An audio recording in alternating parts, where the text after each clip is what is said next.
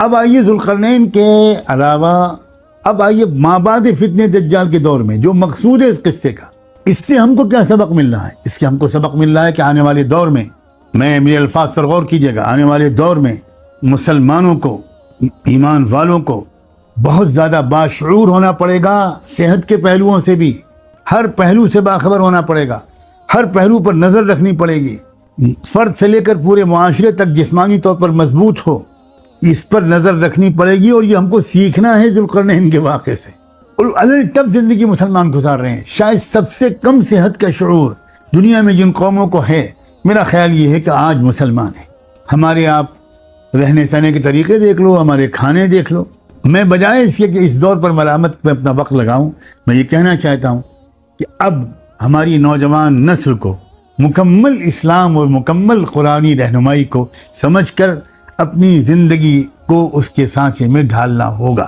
ہمارے نوجوان physical fitness پر توجہ دیں، ہمارے نوجوان اپنے وزن کو کم رکھیں، ہمارے نوجوان جاگنگ کریں، ہمارے نوجوان واکنگ کریں، ہمارے نوجوان کھیلیں، ہمارے نوجوان اسپورٹس میں حصہ لیں، ہمارے نوجوان اپنے آپ کو تندرست رکھیں، کیونکہ آنے والی دور میں جو تندرست قوم ہوگی وہی ان چیلنجز کا مقابلہ کر پائے گی۔ آپ کو حیرت ہوگی کہ انسان کے اندر جو حوصلہ اور ہمت ہوتی ہے اس کا تعلق بھی صحت سے ہوتا ہے۔ ایک کمزور اور بیمار آدمی کی ہمت بلند نہیں ہو سکتی، اس کی سوچ بھی کمزور ہوگی، اس کے ارادے بھی بہت پست ہوں گے۔ مولانا گیلانی تو یہاں تک لکھتے ہیں کہ قدرتی قوانین سے استفادے کے سلسلے میں اس قوم کا شعور کافی روشن اور بیدار ہو چکا تھا، وہ جسمانی صحت کے گر سے بھی واقف تھے۔ ذہن میں رکھیے گا، تھے کی جگہ ہونا چاہیے، ہوں گے، ہونا چاہیے، یہ لگاتے چلے جائیے۔ اور جسمانی صحت کا اثر دماغی اور قلبی صحت پر کیا اور کس حد تک پڑتا ہے، اس کا بھی عملی تجربہ ان لوگوں کو تھا، اور شاید اسی وجہ سے ذوالقرنین کی خدمات کی ضرورت ان کو نہ ہوئی۔ تو قرآنی الفاظ میں جہاں تک میں سمجھتا ہوں اس ذہنی انتقال کے لیے گنجائش ضرور پائی جاتی ہے، خواہ یہ گنجائش کسی درجے کی ہو، بلکہ اس مقام پر پہنچ کر جسمانی و دماغی و قلبی صحت مندیوں کے جو غیر متوقع نمونے ذوالقرنین کے سامنے پیش آئے، انہوں نے دیکھا کہ یہ قوم تو بڑی ترقی یافتہ اور مہذب و دانا ہے، یہ تو زندگی کے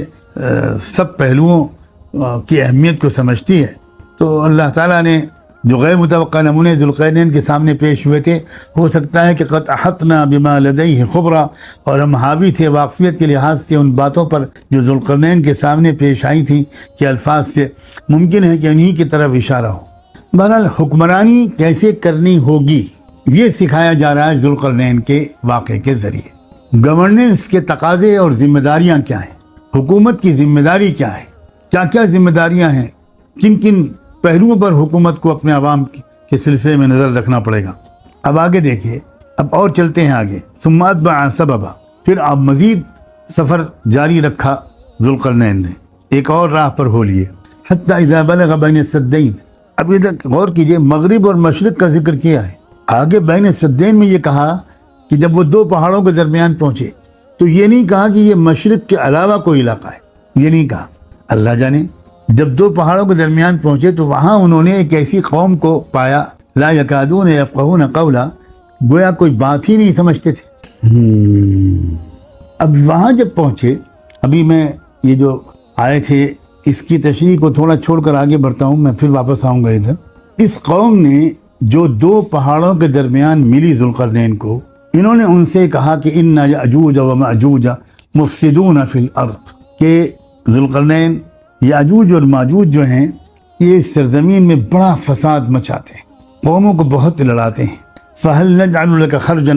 علی ان تجعل بیننا وبینہم سدا، ہم کچھ سرمایہ آپ کے لیے جمع کر دیں اور آپ یہ کریں کہ ہمارے اور ان کے درمیان ایک ڈیم، ایک بند، ایک رکاوٹ کھڑی کر دیں۔ یہاں سے جو تشریح اب چلے گی اس میں یاجوج اور ماجوج کے بارے میں بہت ہی تفصیلی گفتگو کرنے کی ضرورت ہوگی، اور میں اب محسوس کر رہا ہوں کہ مجھے یہاں پر آج سلسلے کو روک دینا چاہیے، اس لیے کہ پھر مجھے کوئی لمبی گفتگو کرنی کی میں اپنے اندر سکت نہیں پاتا، اور یاجوج و ماجوج کا جو موضوع ہے اس کے بارے میں طویل گفتگو کے بغیر پوری بات واضح نہیں ہوگی۔ اس لیے میں پہلے تو میرا ارادہ تھا کہ میں اس پورے قصے کو بیان کروں گا، لیکن اب یہیں پر رکنے کی اجازت چاہتا ہوں، اور دعا کریں کہ اللہ تعالیٰ مجھے کل کی مجلس میں اس موضوع کو پورا کر دینے کی توفیق عطا فرمائے، اس طرح کہ پوری بات واضح ہو جائے۔ وہ رہنمائی جو ہم کو اللہ تعالیٰ نے اس دور کے لیے اور آنے والے دور کے لیے ان آیات میں دی ہے، وہ رہنمائی ہم پر پوری طرح کھل جائے، اور اس رہنمائی کے مطابق ہم، آپ اور پوری امت وہ اپنی اصلاح و تربیت اور اپنے اندر تبدیلیاں لانے کی جد و جہد کو بلا تاخیر شروع کر دے۔ ساری توفیق اللہ کے ہاتھ میں ہے، اللہ الموفق وهو المستعان، ولا حول ولا قوة الا باللہ، وآخر دعوانا ان الحمد للہ رب العالمین۔